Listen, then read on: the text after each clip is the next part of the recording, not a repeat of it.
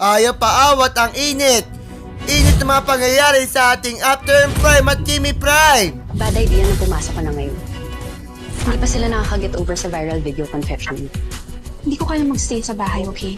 Dealing with mom and dad's marital problems. Kinukuha mo sa akin ang anak ko! Ulit ka! Sige! Sige! Hindi kita papaliran, ha? Alin! Sumama ka na, ha? Well, why don't we hold a massive event? Sigurado kung mag-enjoy ang ating Sali natin si daddy. Gusto mo? Sige, anong gusto natin? Anong story natin ulit? Kayo ang isa sa mga dahilan kung bakit kailangan kong mapatay si Lolong.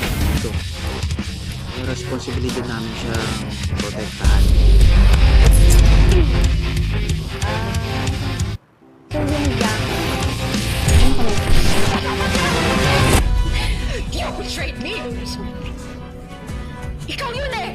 Ikaw yung nasa video! Ikaw yung kasama ng boyfriend ko! Oo na! Mainit ang pagbuga ng lobo sa Jimmy Dart of Asia. Mainit ang pasiklaban sa punong madla ng It's Showtime. Mainit ang revelasyon sa usaping heartfelt sa Fast Talk with Mia Bunda.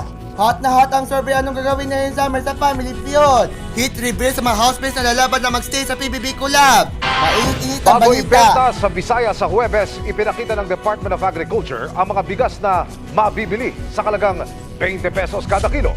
Sinaing din yan at tinikman. Avisala Encantadix. 20 taon mula ng unang umere ang seryeng minahal ng maraming kapuso. Sinariwan ng ilang fans ang mga di malilimutang alaala nila tungkol sa Encantadix. Kaya chill ka lang muna kasama ang GMA After and Prime at GMA Prime.